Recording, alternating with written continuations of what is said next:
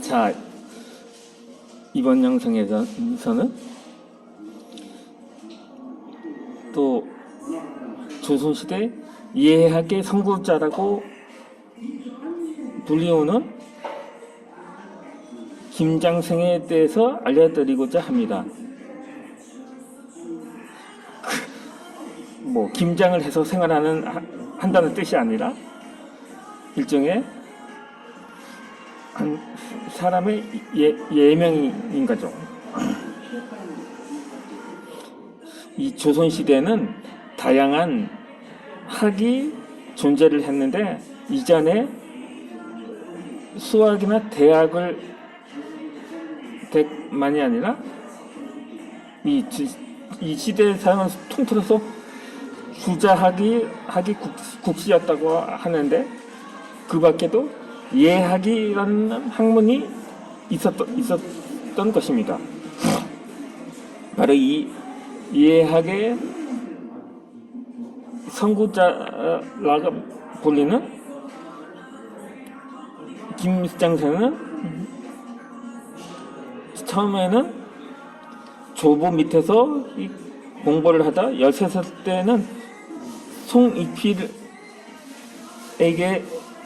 이라는 은사에게 사서와 근시사록을 배우게 됩니다. 그리고 성인이 돼서는 율곡 이의 문화에서 수학하면서 그때 이 예학에 대해서 관심을 갖기 시작을 합니다. 그리고 또 34살 때는 또 이전에 설명드렸던 성훈에게도 가르침을 받게 됩니다. 이 앞서 말한 여러 다양한 학문 중에는 특히 당시 조선에는 이 성리학이라고 통틀어서 불리게 된 거죠. 그렇게 세 거두에게서 모두 사사를 한 셈이었던 거죠. 그렇게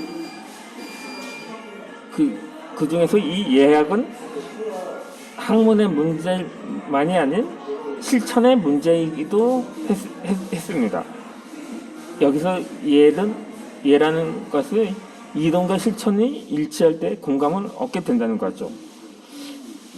김장생은 예를 공부하면서 일상에서 실천하면서도 모내지 않게 살고자 했었던 것입니다. 그는 28살 때 부친인 김계희를 따라서 관서지방을 시찰한 적이 있었습니다. 당시 관서지방은 유객들의 성색과 연약이 성행하던 곳이었습니다. 그곳에서 김장생은 여러 사람과 자주 어울렸지만 항상 몸가짐을 반듯하게 하려고 애를 쓰기도 했습니다. 그러나 젊은이가 그런 몸가짐을 지키는 것이 쉬운 일은 아니었던 거죠. 그래서 그는 제자의 송시알에게 자신의 힘겨웠던 노력을 이렇게 토로하기도 합니다. 젊을 적인 세격을 막으려고 몹시 공력을 쏟았다. 그래서 비록 오래도록 관서지방에 머물렀지만 끝까지 마음에서 세격이 싹 트지 않았다라고 하기도 했죠.